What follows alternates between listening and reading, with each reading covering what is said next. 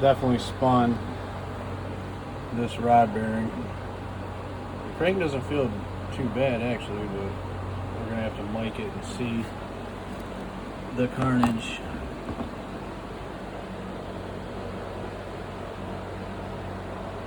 The guy that we got it from said that he shut it down as soon as it started making noise, so sorry, my camera's junk.